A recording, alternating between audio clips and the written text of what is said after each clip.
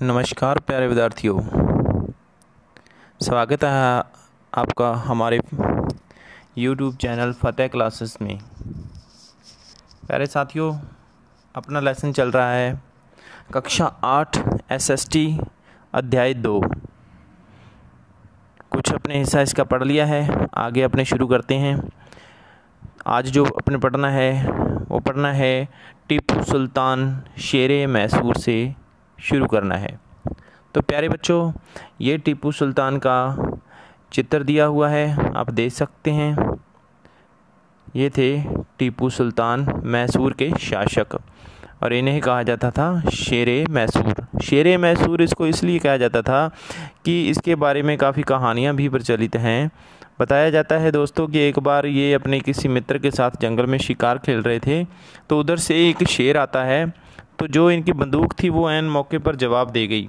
ठीक है, मतलब चली नहीं, और जो कटार थी वो भी इनकी ज़मीन पर गिर गई। फिर भी इन्होंने हिम्मत नहीं हारी और इसका निहत्थे उसका मुकाबला किए शेर का, और अपनी कटार तक पहुंच गए और उसके बाद में उसका शिकार कर लिया शेर का, और वहीं से इनका नाम पड़ गया शेरे मैसूर।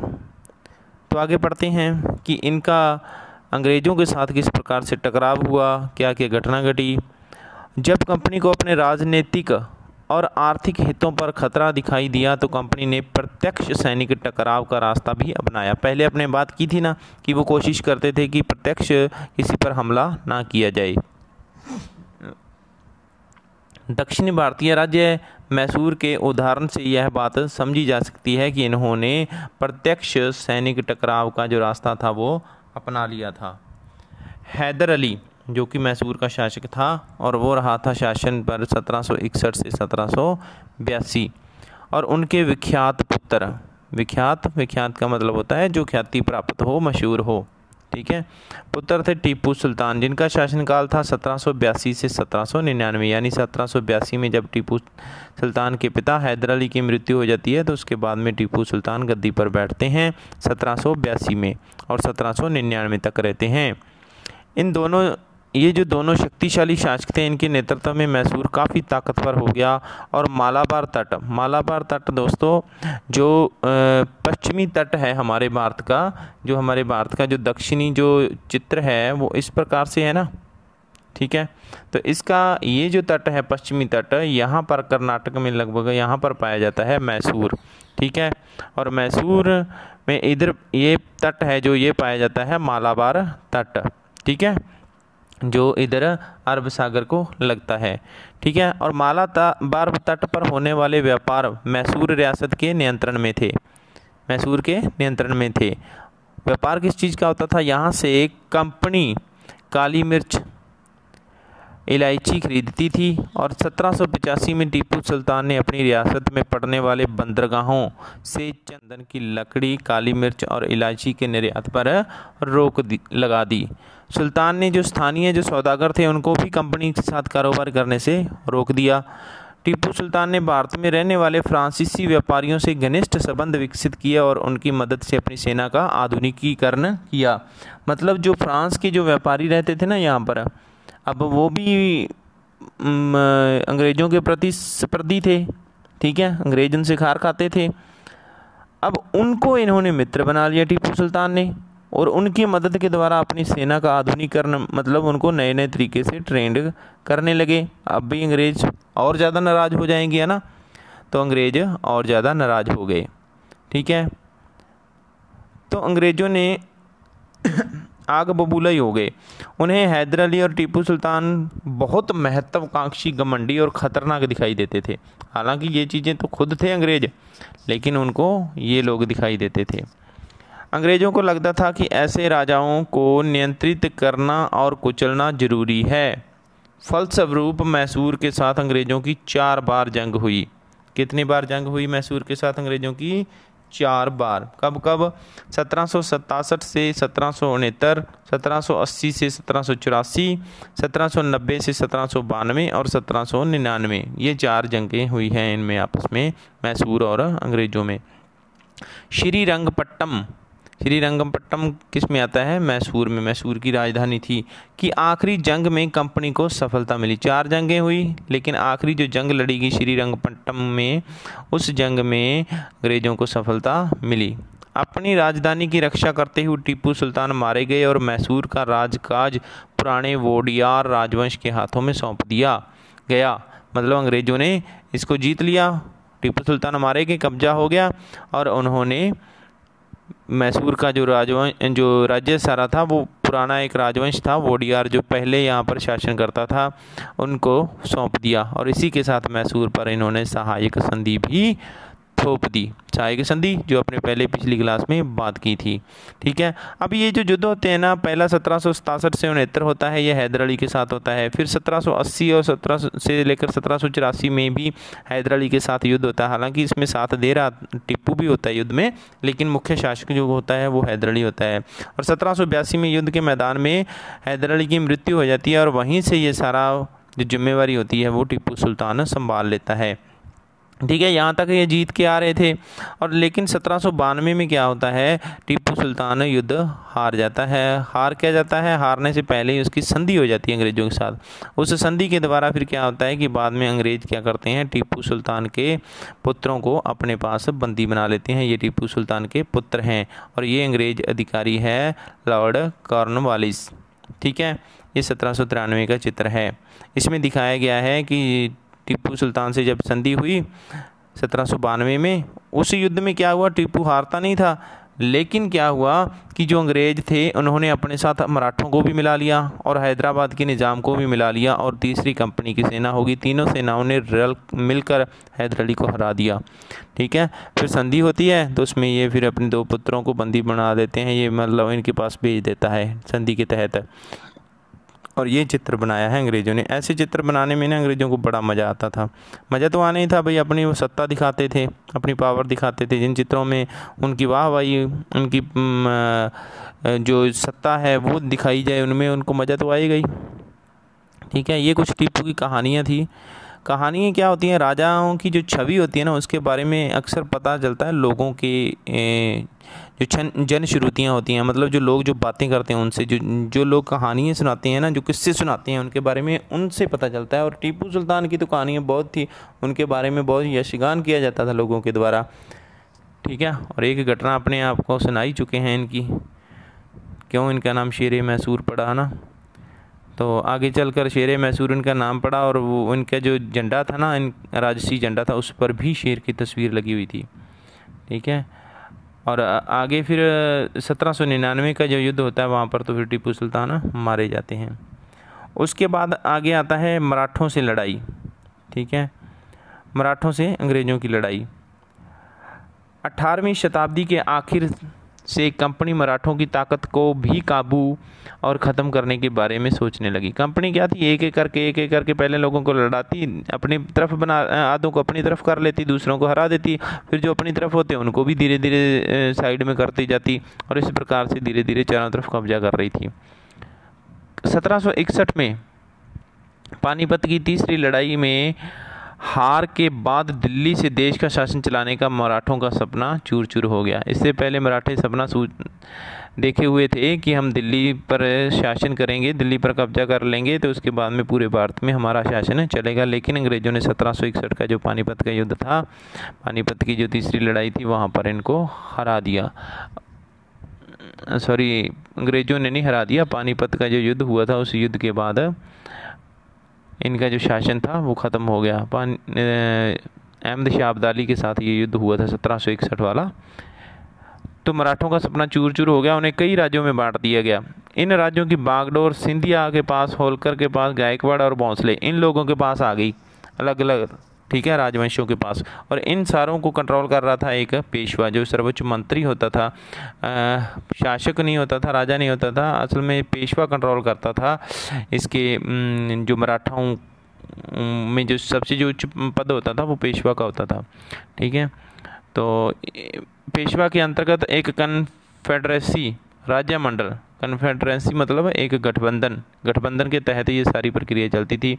इस गठबंधन के सदस्य होते थे ये सारे। ठीक है, पेशवा इस राज्य मंडल का सैनिक और प्रशासकीय प्रमुख होता था और पुणे में रहता था। ठीक है। और महादजी सिंधिया और नाना फडणवीस 18वीं सदी के आखिर के दो प्रसिद्ध मराठा योद्धा और राजनीतिज्ञ थे।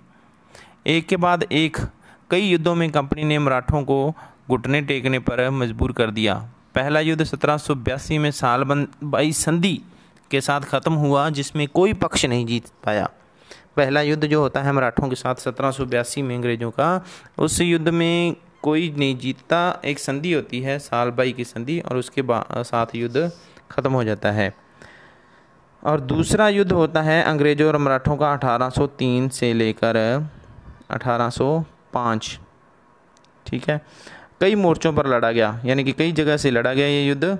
इसका नतीजा यह हुआ कि उड़ीसा और यमुना के उत्तर में स्थित आगरा व दिल्ली सहित भूभाग अंग्रेज़ों के कब्जे में आ गया। अब इस युद्ध का जो निर्णय था वो अंग्रेज़ों के पक्ष में चला गया। इन्होंने आगरा और दिल्ली समेत काफ़ी राज्य को अपने अंडर में कर लिया। और अंततः 1817 से 19 के तीसरे अंग्रेज मराठा युद्ध में मराठों की ताकत को पूरी तरह कुचल दिया गया, मराठों को पूरी तरह से हरा दिया। पेशवा को पुणे से हटाकर, अब जो पेशवा पूना में बैठकर शासन संभालता था उसको वहाँ से हटा दिया गया, और कानपुर के पास बिठूर जो जगह है वहाँ पर उसको भेज दिया गया। अब विंध्य मतलब जो विंध्य पर्वत है, ठीक है। अब विंध्याचल पर्वत माला वो पर्वतमाला है जो पूरे भारत को, जैसे इस प्रकार से ये भारत है ना अपना,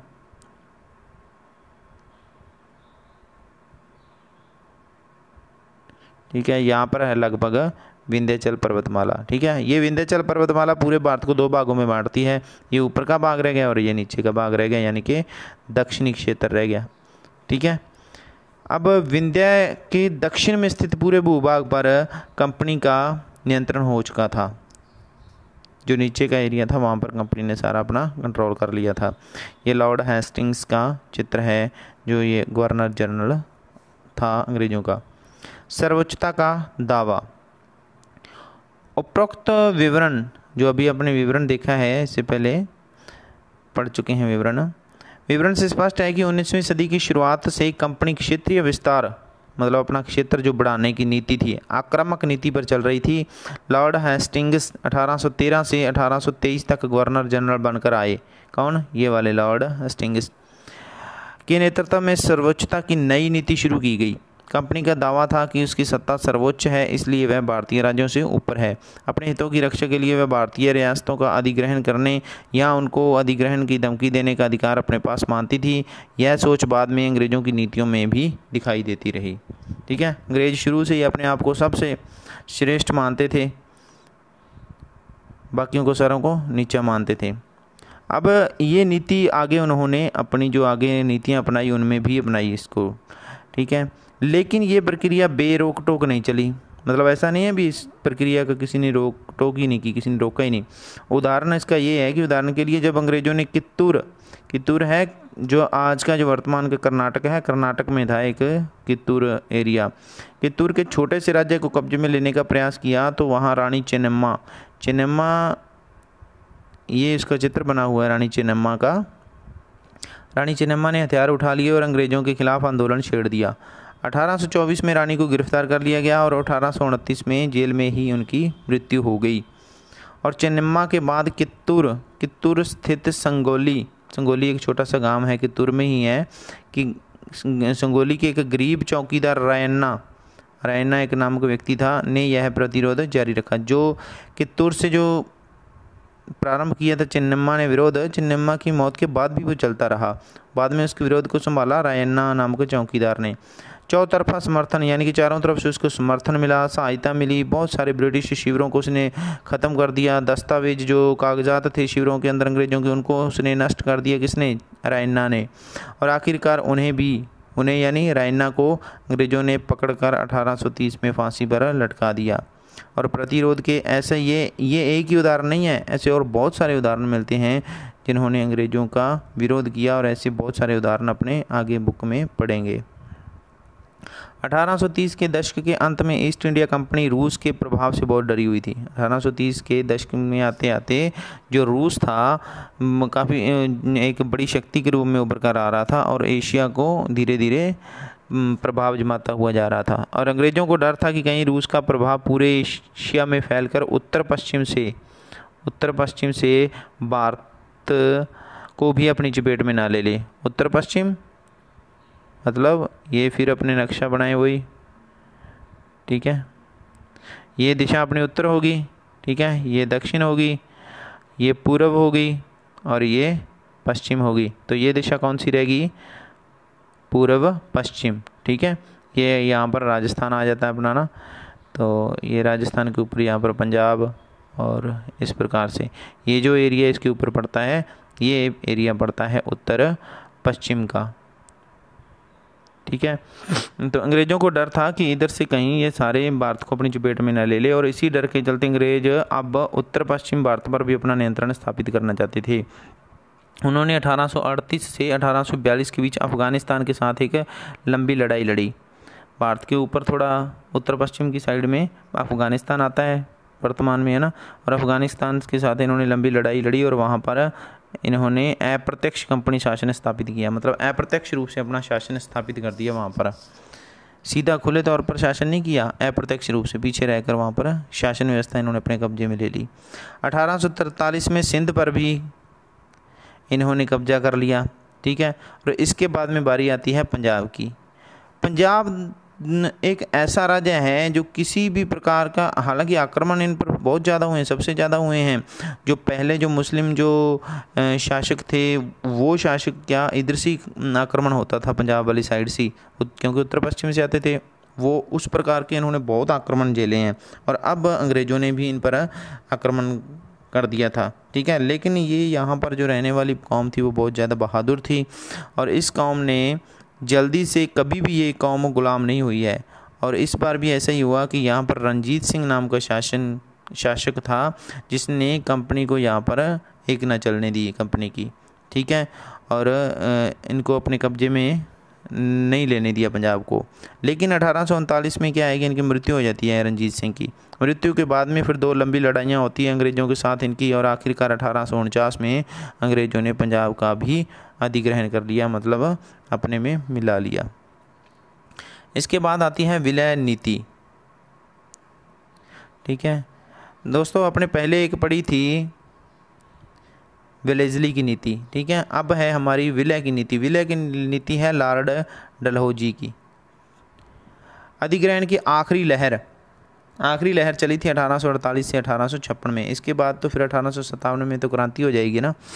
1856 के बीच गवर्नर जनरल बने लॉर्ड डलहौजी के शासनकाल में चली लॉर्ड डलहौजी ने एक नई नीति अपनाई जिसे विलय नीति, डॉक्ट्रिन ऑफ लैप्स, विलय नीति का नाम दिया गया। यह सिद्धांत इस तर्क पर आधारित था कि अगर किसी शासक की मान लो मृत्यु हो जाती है, ठीक है, लेकिन उसका कोई वारिस है जो उसका बेटा नहीं है उसके, और कोई और पुरुष वारिस भी नहीं है, ठीक है, तो फिर क्या करते थे, उस रियासत को ये हड़प लेते थे, यानी अंग्रेज अपने में मिला लेते थे। और इसी चक्कर में इन्होंने कई रियासतों को मिला लिया। सबसे पहले मिलाया इन्होंने सतारा को 1848 में, फिर संबलपुर को 1850 में, उदयपुर को 1852 में, नागपुर को 1853 में, झांसी को 1854 में। ये झांसी वही रानी लक्ष्मीबाई वाली, ठीक है। पहले इसने भी बहुत प्रतिरोध किया था, अंग्रेजों के साथ लड़ाई की थी, लेकिन आखिरकार ये इसको भी इन्होंने हड़प लिया था, अंग्रेज़ों के हाथ में चली गई। और आखिरकार 1856 में कंपनी ने अवध को भी अपने नियंत्रण में ले लिया। जो अवध क्षेत्र था, इस पर तो इन्होंने नया ही एक तर्क लगा दिया। इस पर तो इन्होंने बहाना क्या लगाया कि हम लोग अवध के राजा के कुशासन से, मतलब अवध का जो राजा है वो शासन जो सही तरीके से नहीं कर रहा, ठीक है, और हम लोग मजबूर हैं, हम अपने कर्तव्य से बंधे हुए हैं, ठीक है, हम कर्तव्य से बंधे हुए हैं कि हम जनता की रक्षा करेंगे। और कुशासन का आरोप लगाकर अवध पर इन्होंने कब्जा कर लिया। अब भी जनता नवाब से प्यार करती थी, उनका प्रिय था। अब अपने प्रिय नवाब को अंग्रेज़ों ने गद्दी से हटा दिया तो जनता तो भड़केगी, लोगों में गुस्सा हो गया, गुस्सा भड़क गया। और अवध के लोगों ने 1857 के अंदर जब महान जो विद्रोह हुआ था, उस विद्रोह में इन लोगों ने भाग लिया था, अवध के लोगों ने, ठीक है। ये एक गतिविधि है कि मान लो अगर मान लो हम लोग नवाब के भतीजे हों, आप भतीजे हो नवाब के, ठीक है, और बचपन से आपको ये सिखाया जाए कि आगे चलकर आप शासन करोगे, आप राजा बनोगे, राजगद्दी संभालोगे, और अचानक से आपको पता चले कि अंग्रेज आपके साथ धोखा कर रहे हैं, वो आपको राजा नहीं बनने देंगे, तो कैसा लगेगा, ठीक है। तो फिर राजगद्दी पाने के लिए क्या करेंगे आप, ठीक है, उसकी आप कल्पना करके देखिए, फिर आपको ये चीज़ें समझ में आएगी। इतिहास को पढ़ने का सबसे अच्छा तरीका ये है कि अपने आप को इतिहास के अंदर ले जाना पड़ता है, कल्पना करनी पड़ती है, अपने आप को वहाँ पर महसूस करना पड़ता है कि जैसे वो जो घटना है घटित हुई है उस समय हम भी वहाँ पर थे। इस प्रकार से अपने सोचते हैं तो फिर अपने को आसानी से ये चीज़ें समझ में आती है। तो बहुत बहुत धन्यवाद। बाकी जो लेसन बचा है उसका पार्ट अगली क्लास में पढ़ेंगे अपने। इसी तरह जुड़े रहिए फतेह क्लासेस के साथ, और आपसे रिक्वेस्ट है कि ज़्यादा से ज़्यादा इसको शेयर कीजिए, सब्सक्राइब खुद कीजिए और दूसरों से भी करवाइए। धन्यवाद।